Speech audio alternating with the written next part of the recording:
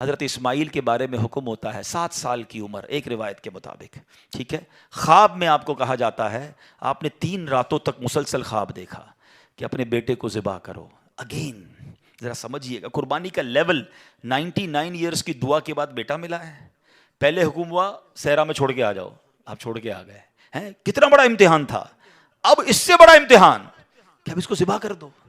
اچھا اب یہ بھی چلیں، آج آپ کو بہت خوبصورت بات سننے کو ملے گی کہ آپ کو جب 8 ذوالحجہ کی آپ نے خواب دیکھا نا تو آپ کنفیوز رہے کہ یہ شیطان کی طرف سے یا اللہ کی طرف سے خواب ہے.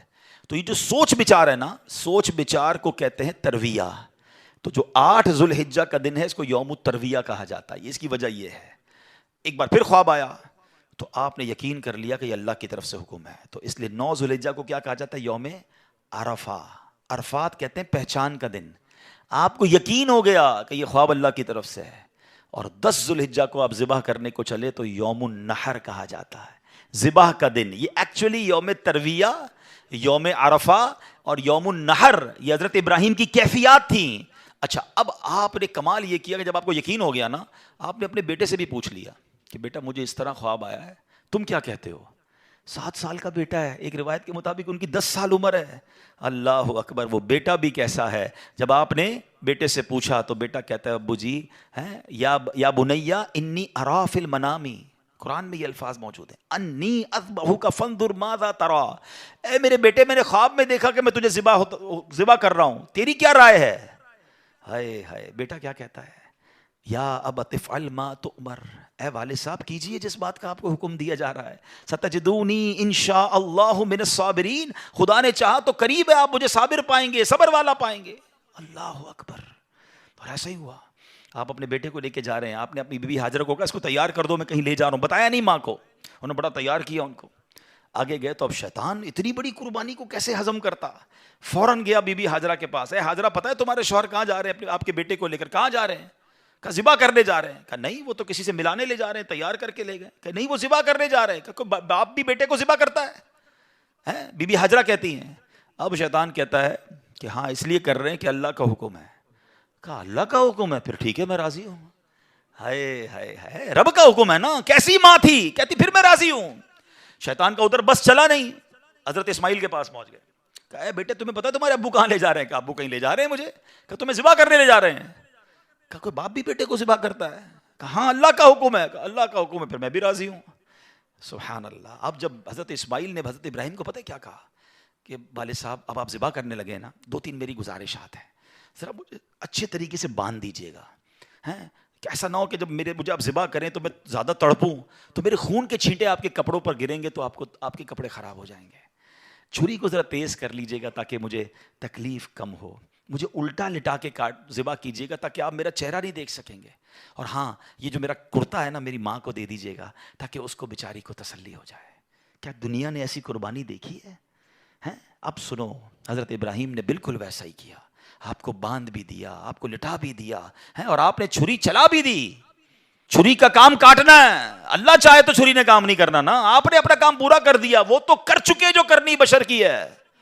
مگر پھر کیا ہوا؟ سبحان اللہ. یہ امتحان ختم ہوا اور اب آسمان سے آواز آئی. حضرت ابراہیم بالکل اوپر بیٹھے ہیں اور چھری چلا رہے ہیں تو اوپر سے آواز آئی سبحان اللہ، اللہ اکبر اللہ اکبر. آپ نے جب سر اٹھایا تو دیکھا جبریل امین جنت سے مینڈھا دمبا لے کر آ رہے ہیں. تو آپ سمجھ گئے میرے امتحان کا وقت پورا ہو گیا ہے. بے شاختہ آپ کی زبان سے نکلا لا الہ الا اللہ واللہ اکبر. تو حضرت اسماعیل تو نیچے لیٹے ہوئے تھے، وہ بھی سمجھ گئے کہ لگتا ہے ہمارا امتحان پورا ہو گیا.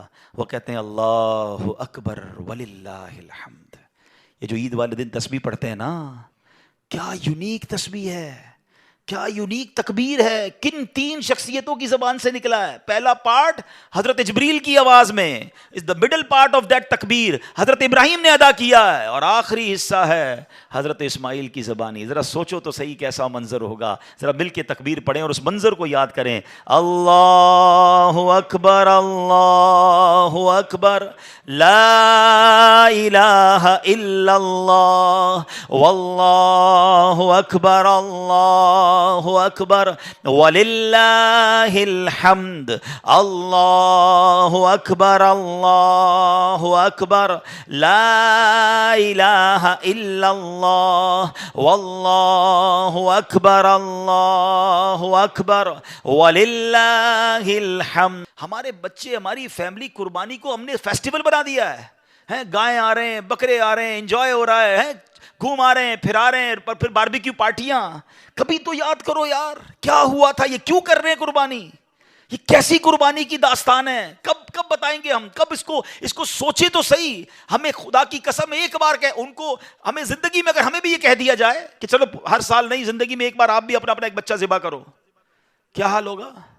کتنی بڑی آسانی، بکرے کاٹو، گائے کاٹو، خود ہی کھاؤ، انجوائے کرو۔ شریعت نے کتنا آسانی کر دی ہم پر، لیکن اس قربانی کو تو یاد کریں نا۔ اور پھر اس سے سیکھنے کو کیا ملا کہ یہ وہ لوگ تھے کہ جن کی ان واقعات کو پڑھ کر کبھی تو احساس ہو یار کہ کبھی مال کی قربانی دینی پڑے تو میں حاضر، کبھی وقت کی قربانی دینی پڑے تو میں حاضر، کبھی اپنی خواہشات کی، اپنی ڈیزائرز کی قربانی دینی پڑے تو میں اللہ کے لیے دوں گا۔